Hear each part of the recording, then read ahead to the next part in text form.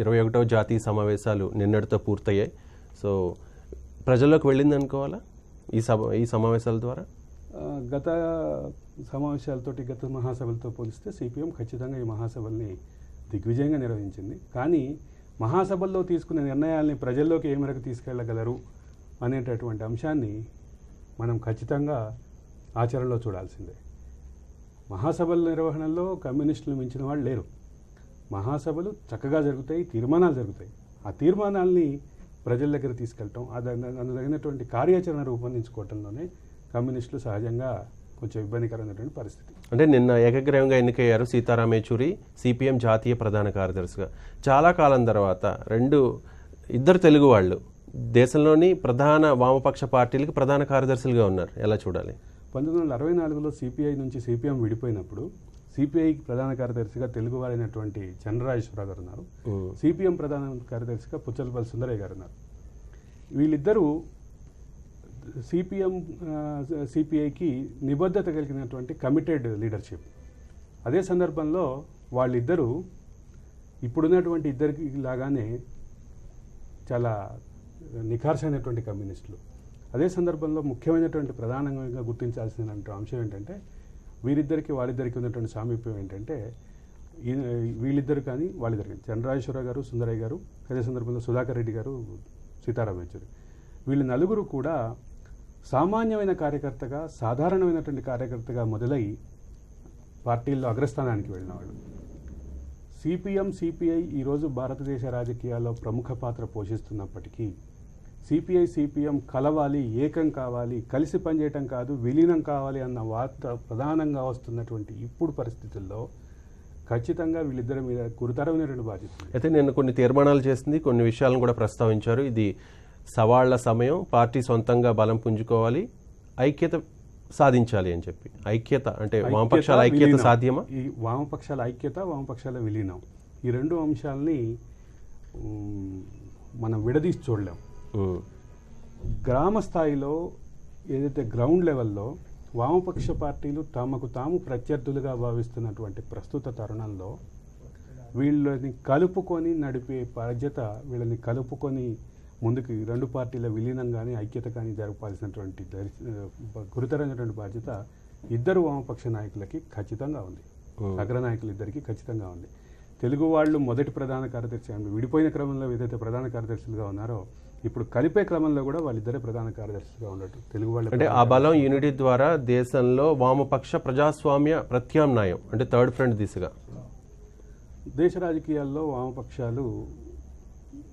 వామపక్ష ప్రత్యామ్నాయం కాకుండా తృతీయ ప్రత్యామ్నాయం అని ఎప్పుడైతే మాట్లాడటం మొదలుపెట్టారో అప్పుడే ఇబ్బందికరమైనటువంటి పరిస్థితులు ఈరోజు భారతదేశంలో వామపక్షాలకు ఉన్నాయి. తృతీయ ప్రత్యామ్నాయానికి, వామపక్ష ప్రత్యామ్నాయానికి, తృతీయ ప్రత్యామ్నాయం మేము అని చెప్పుకునే పరిస్థితిలో వామపక్షాలు లేకపోవటమే వామపక్షాలకి ఈరోజు ఉన్నటువంటి ప్రధానమైన అంశం. మనం 2014 ఎలక్షన్స్లో చూసాం. మోడీ తను ప్రత్యామ్నాయ నాయకుడిగా నిరూపించుకోగలిగాడు. మాటల ద్వారా కావచ్చు, ఆ ప్రొజెక్షన్ ద్వారా కావచ్చు. ఈరోజు వామపక్షాలు మేము రాజకీయ ప్రత్యామ్నాయం. భారతదేశ రాజకీయాల్లో నిన్న సీతారాం యేచూరి మాటలు చెప్పాలంటే భారతదేశ రాజకీయాల్లో ప్రస్తుతం ఉన్నటువంటి సంక్షోభ సంక్లిష్ట పరిస్థితుల్లో కమ్యూనిస్టులు మాత్రమే ప్రత్యామ్నాయం. ఈ మాటని, ఈ వెర్షన్ని ప్రొజెక్ట్ చేసుకోవడంలో, ఈ వెర్షన్ని ముందుకు తీసుకెళ్లడంలో ఖచ్చితంగా వామపక్షాల వైఫల్యం అనేది ఇప్పటివరకు ఉంది. సీతారాం యేచూరి తృతీయ ప్రత్యామ్నాయం అనే క్రమాన్ని వామపక్ష ప్రత్యామ్నాయంగా నిలబెట్టడంలో ఏదైతే పొరపాటు జరిగిందో ఇకపైన ఆ క్రమాన్ని ఆ దిశగా నడవాల్సినటువంటి అవసరం. సీతారాం యేచూరి విద్యార్థి రాజకీయాల్లో అప్పట్లో చురుగ్గా పాల్గొన్నారు. సో చాలా సవాళ్లు ఉన్నాయి అని చెప్తున్నారు కూడా. సీతారాం యేచూరి ఒక ప్రధానమైనటువంటి యూనివర్సిటీ నుంచి వచ్చారు. అది జవహర్లాల్ నెహ్రూ యూనివర్సిటీ. జవహర్లాల్ నెహ్రూ యూనివర్సిటీ అనేది వామపక్ష రాజకీయాలకి ఒక రిసోర్స్ సెంటర్ లాంటిది. ప్రకాష్ కరత్ అదే యూనివర్సిటీ నుంచి వచ్చారు. పలువురు, బృందాకరత్ అదే యూనివర్సిటీ నుంచి వచ్చారు. పలువురు వామపక్ష రాజకీయాల్లో ఉన్నటువంటి ప్రముఖ పాత్ర పోషిస్తున్నటువంటి అనేక మంది అదే నేపథ్యం నుంచి అక్కడ చదువుకుని వచ్చిన వాళ్ళు ఉన్నారు.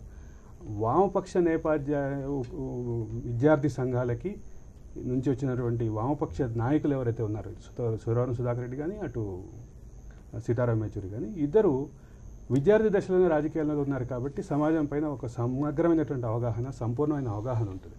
కానీ వామపక్షాలను ప్రత్యామ్నాయంగా నిలిపేయడంలో ఇప్పటి వరకు జరిగిన పొరపాట్లు జరగకుండా అదే ప్రస్తుతం అయితే త్రిపురలో మాత్రమే వామపక్షాలకు అధికారం ఉంది. వెస్ట్ బెంగాల్లో, కేరళలో ఇది వరకు ఉండేది. కానీ అక్కడ కూడా ఉనికిని కోల్పోయే పరిస్థితి.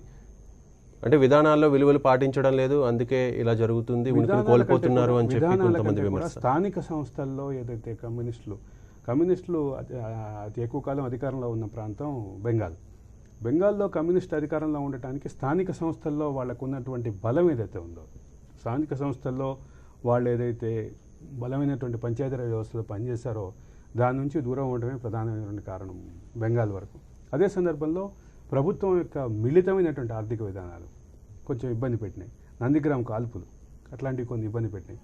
సో సిద్ధాంతపరంగా విలువలు పాటించడం లేదనే విమర్శ కూడా ఉంది. కాలంతో పాటు మారితే ఉనికిని కాలంతో పాటు మారట్లేదు, కాలాన్ని అర్థం చేసుకోవట్లేదు. భారతదేశం యొక్క పల్స్, భారతదేశం యొక్క ప్రజల నాడిని పట్టుకోవడంలో కమ్యూనిస్టులు ఫెయిల్ అవుతున్నారు. ఇవన్నీ చాలా కాలం కమ్యూనిస్టులు నాడిని పట్టుకుని ఐక్యంగా ఉంటే ముందు ముందైనా వచ్చే అవకాశం ఉంది. Thank you so much Arvind Kumar garu, ఇవాళ పత్రికలో వచ్చిన వార్తలపై మీ విశ్లేషణ అందించినందుకు. ఇది వాళ్ళ పత్రికలో ప్రధానంగా వచ్చిన వార్తలపై అరవింద్ కుమార్ గారి విశ్లేషణ. చూస్తూనే ఉండండి నెంబర్ 1 న్యూస్, సామాన్యుడి చేతిలో సామాజిక అస్త్రం.